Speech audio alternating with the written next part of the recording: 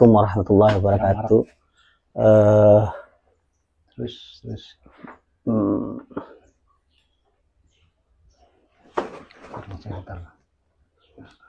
Bismillahirrahmanirrahim. Assalamualaikum warahmatullahi wabarakatuh. Ketemu lagi dengan channel Mang Depi. Kita sedang ada di makam keramat di Pabean, di sekitaran Klenteng dan Spelwijk. Untuk lebih dalamnya kita membahas seputar makam ini, kita serahkan semuanya ke Abah Yadi. Silahkan Abah Yadi. Ya, terima kasih. Ini kita posisinya sebenarnya kalau di masa Kesultanan sampai tahun 1710 ini adalah masih pantai. Jadi pas bibir pantai, karena pelabuhan ada di sebelah kiri, sebelah kanan itu langsung ke Karangantu. Nah, Karangantu itu adalah bukan pelabuhan sebenarnya. Karangantu itu dulu dikenal sebagai Syekh Bandarnya. Jadi urusan tentang dunia pelabuhan itu di Karangantu untuk administrasi segala macam. Tapi untuk pelabuhannya itu ada di wilayah sini. Nah, di belakang ini Klenteng Spelwijk. Nah, Klenteng yang sekarang kita lihat yang samping Spelwijk itu adalah dulu konjen Inggris dan konjen Prancis. Kalau kita melihat dari peta yang terbit tahun 1720, peta Serosoan, peta kota Banten, sehingga wilayah yang sepanjang dari Klenteng sampai ke Karangantu, yang jalan Klenteng Karangantu itu adalah benteng kotanya dulu. Nah, sekarang ini jadi makam. Orang dulu mengenalnya ini Buyut Cantel. Ya, Ki Buyut Cantel. Buyut Cantel. Yang di bawah pohon asem. Terus juga banyak juga mengatakan juga ini makamnya Tubagus Buang. Jadi Tubagus Buang itu sebenarnya banyak. Jadi bukan satu kan. Generasi pertama Tubagus Buang itu di masa Sultan Zainal Sultan Zainal Arifin. Tubagus Buang yang yang melakukan perlawanan kepada Ratu Syarifah di tahun 1748. Itu dengan Kitapa dibuang ke Bogor, kemudian melakukan memiliki pasukan bawah tanah. Markas pasukannya itu ada di antara Luliang, pusatnya di Gunung Munara yang ada di Bogor. Dan itu banyak tertulis di dokumen-dokumen Eropa, termasuk juga di manuskrip-manuskrip lokal. Nah, setelah itu karena kemudian meneruskan kesultanan itu ke Sultan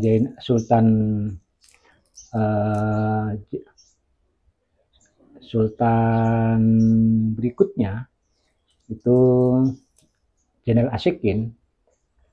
Nah, sehingga Sultan Zainal Ashikin ini mulai ada pergolakan politik.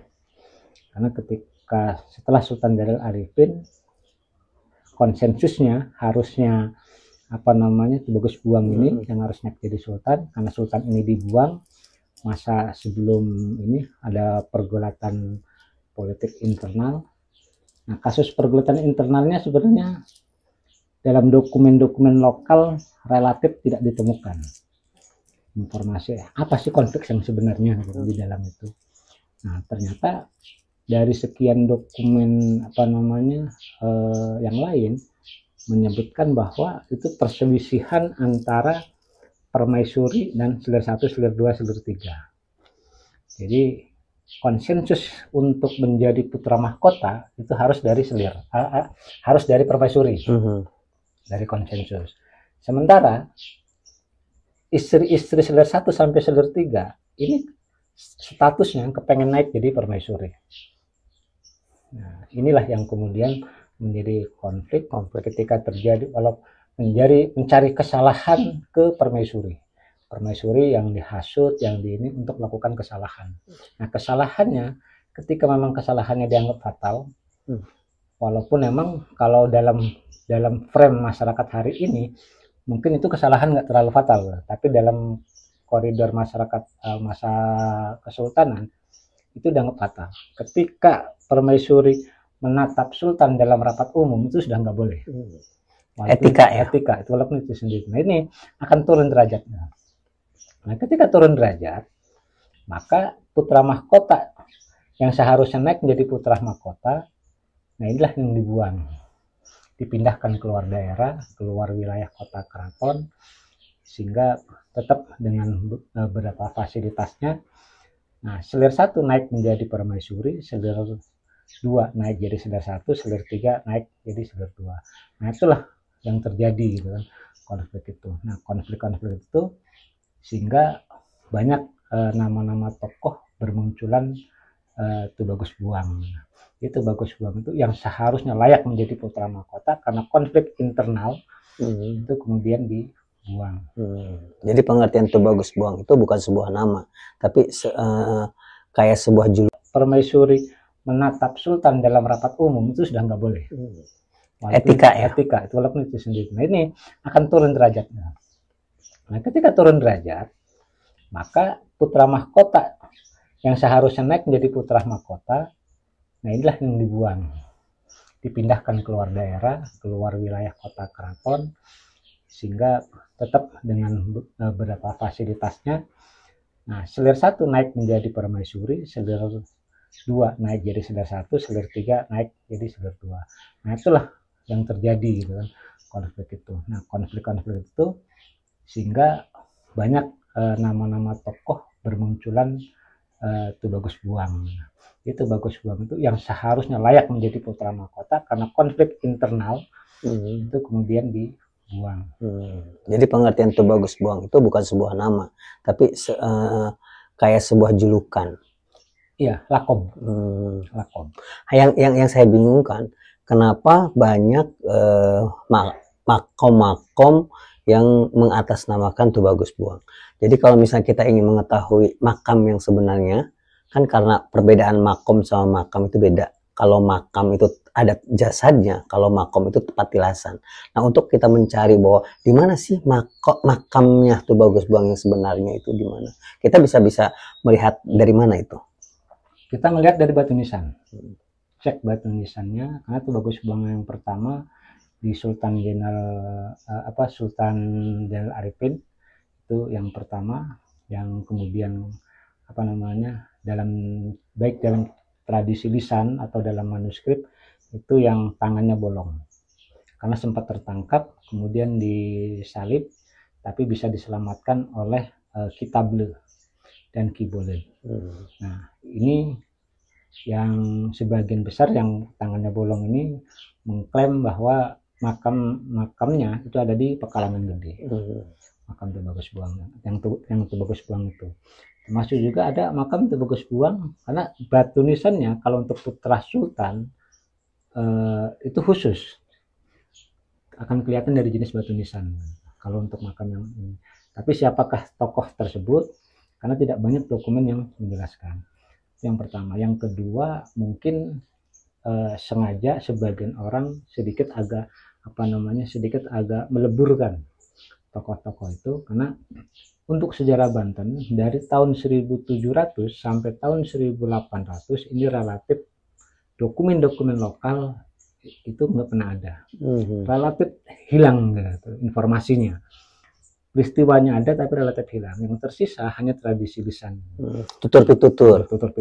Nah, tutur-pitutur ini ada tambahan-tambahan dongeng, ada tambahan-tambahan ada bumbu lah gitu. Ada bumbunya. Terus juga ada ada aroma-aroma saling hasut, saling ini. Nah, saya melihat karena memang itu adalah salah satu pola propaganda Eropa untuk menguasai secara penuh, karena di tahun 1700-an itu sudah 60-40. Jadi 60 sudah Eropa, 40 lokal. udah VOC tahun 1700 itu. 40 VOC, 60-nya itu lokal, hasil keuntungan dari pemerintahan di Kesultanan. Dan itu bukan hanya di Banten, tapi di seluruh kesultanan di Nusantara. Nusantara. Maaf, Bah. Mau saya tanya gini, kenapa di Banten ini kecenderungan ada satu tokoh bisa beberapa nama? Misalnya seperti Sultan Tirtayasa yang namanya sebetulnya bukan Sultan Tirtayasa. Adapun julukannya itu ada hampir yang saya dengar tuh lebih dari 2 julukannya. Kenapa di Banten bukan saja seorang sultan tapi seorang ulama pun mempunyai nama-nama julukan? Apa sih fungsinya dengan nama-nama julukan itu untuk dia? Ya, jadi bukan nama julukan, ada nama kecil. Ada nama kecil, ada nama remaja, ada nama dewasa, ada nama ketika menjabat di jabatan tertentu. Terus ketika jabatan tertentu itu dianggap menjadi dianggap berprestasi, maka melekat sampai akhir hayat. Jabatan prestasi, ya jabatan yang diembannya berprestasi, maka akan melekat sampai akhir hayat. Ketika jabatan yang diembannya itu ada hal yang buruk, maka ini akan juga melekat sampai akhir hayat di nama itu, sehingga nama itu akan selalu berubah. Setiap daerah akan berubah nama. Terus selain nama tempat ya, artinya selain nama tempat, kemudian akan menjadikan julukan tokoh itu mengatasnamakan tempat namanya. Kenapa nama itu selalu berganti-ganti? Contoh yang paling kayak di Sultan yang pertama, di Maulana Hasanuddin, itu kan di manuskrip itu banyak juga mengenal dengan nama tokoh Sabah Kingking. Sabah Kingking. Ada juga menyebut nama Maulana Hasanuddin. Ada juga menyebut namanya Narpati. Sebenarnya kalau Narpati itu kategorinya kalau sekarang itu Baginda gitu. Udah sebuah raja. Jadi kata Narpati itu adalah Baginda artinya. Tapi sebagian masyarakat menganggap itu adalah nama tokoh, nama orang. Padahal itu adalah sebutan untuk yang mulia gitu kan. Nah, ini yang ini. Kemudian juga kayak di Agung Tirtayasa. Di masa muda dikenal dengan istilah Pangeran Surya. Di Banten ini kecenderungan ada satu tokoh bisa beberapa nama. Misalnya seperti Sultan Tirtayasa yang namanya sebetulnya bukan Sultan Tirtayasa. Adapun julukannya itu ada hampir yang saya dengar tuh lebih dari 2 julukannya. Kenapa di Banten bukan saja seorang sultan tapi seorang ulama pun mempunyai nama-nama julukan? Apa sih fungsinya dengan nama-nama julukan itu untuk dia? Ya, jadi bukan nama julukan, ada nama kecil. Ada nama kecil, ada nama remaja, ada nama dewasa, ada nama ketika menjabat di jabatan tertentu. Terus ketika jabatan tertentu itu dianggap menjadi dianggap berprestasi, maka melekat sampai akhir hayat. Jabatan prestasi, ya jabatan yang diembannya berprestasi, maka akan melekat sampai akhir hayat. Ketika jabatan yang diembannya itu ada hal yang buruk, maka ini akan juga melekat sampai akhir hayat di nama itu, sehingga nama itu akan selalu berubah. Setiap daerah akan berubah nama. Terus selain nama tempat ya, artinya selain nama tempat, kemudian akan menjadikan julukan tokoh itu mengatasnamakan tempat namanya. Kenapa nama itu selalu berganti-ganti? Contoh yang paling kayak di Sultan yang pertama, di Maulana Hasanuddin, itu kan di manuskrip itu banyak juga mengenal dengan nama tokoh Sabah Kingking. Sabah Kingking. Ada juga menyebut nama Maulana Hasanuddin. Ada juga menyebut namanya Narpati. Sebenarnya Kalau Narpati itu kategorinya, kalau sekarang itu baginda gitu. Jadi, Udah sebuah raja. Sebuah raja. Jadi kata Narpati itu adalah baginda artinya. Tapi sebagian masyarakat menganggap itu adalah nama tokoh, nama apa namanya, nama jasad, nama orang. Padahal itu adalah sebutan untuk yang mulia gitu kan. Nah, ini yang ini. Kemudian juga kayak di Ageng Tirtayasa. Di masa muda dikenal dengan istilah Pangeran Surya. Ketika menjabat menjadi Bupati Kerawang. Itu namanya Pangeran Surya. Kemudian ketika mendapatkan gelar Sultan, baru mendapatkan gelar Abdul Fattah. Nah, bergelar Ageng Tirtayasa. Kenapa bergelar Ageng Tirtayasa? Karena memang punya prestasi proses untuk memanage air. Irigasi. Bukan hanya irigasi. Jadi memanage air, dari air laut bisa menjadi tawar, dari air payau menjadi tawar, dari apa namanya bendungan air keruh jadi air keruh menjadi air tawar. Kemudian juga memanage air dari air gunung, kemudian menjadi sirkulasi untuk pola industri pertanian, dan sehingga punya gelar Tirtayasa. Nah, Tirtayasa itu ada ininya, banyu suci dari murti. Jadi air yang suci dan berguna. Pengertian Tirta itu kan bahasa Sangsekerta yang berarti air. Yasa itu terus juga ada nama-nama yang luput dari masyarakat. Bergelar juga tokoh banyu suci dari murti.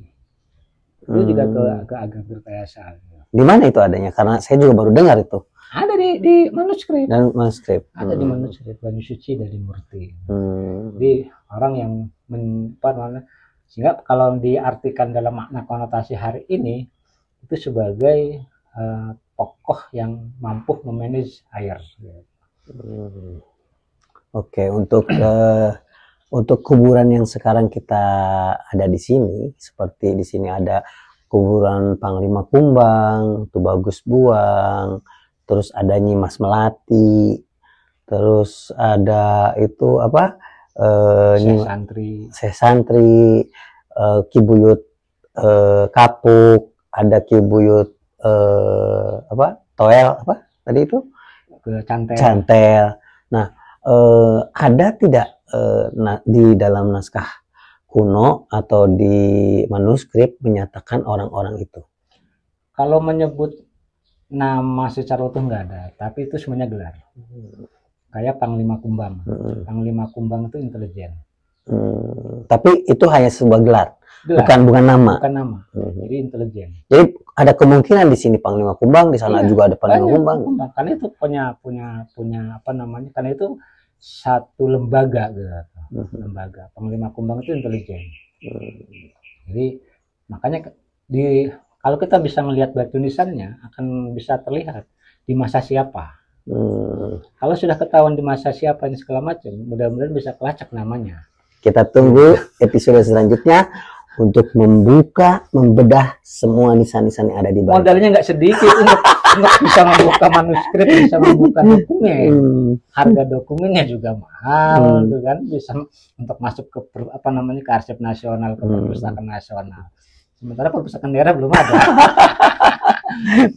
Sedikit berpolemik. Oke, cukup sekian dulu untuk episode saat ini. Kita membahas seputar kuburan yang ada di Kampung Pabean ya. Pabean. Ya. Untuk selanjutnya. Atau juga Pamarican juga. Oh, Pamarican masuk juga. Iya. Di Kampung Pamarican ini nanti untuk episode selanjutnya kita di kampung yang lain. Tunggu episode selanjutnya di channel Mang Devi. Terima kasih.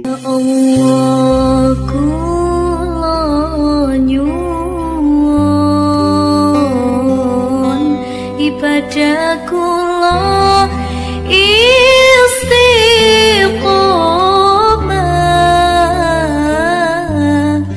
ya Allah kula nyuwun, beja kula husnul khotimah.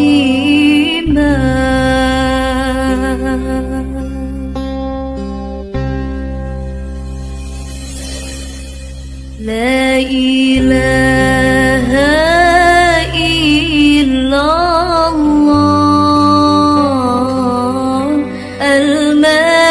صديق الهك المبين محمد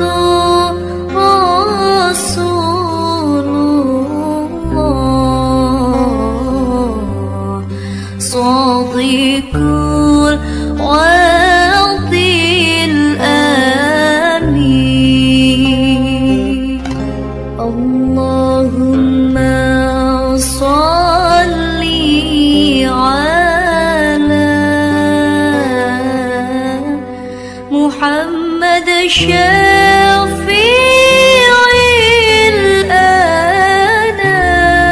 الأنام وآله وصحبه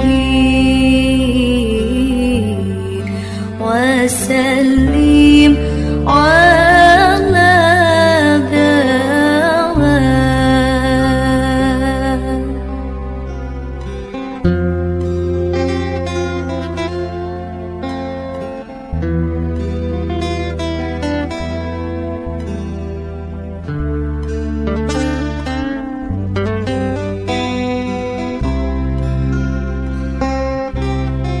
Ya Allah kula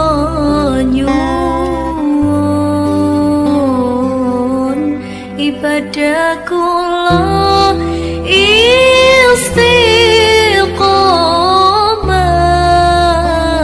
istiqomah Ya Allah kula nyuwun Jazakumullah husnul khotimah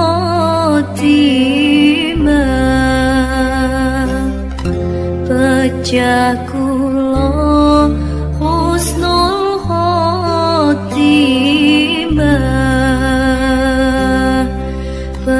Jazakumullah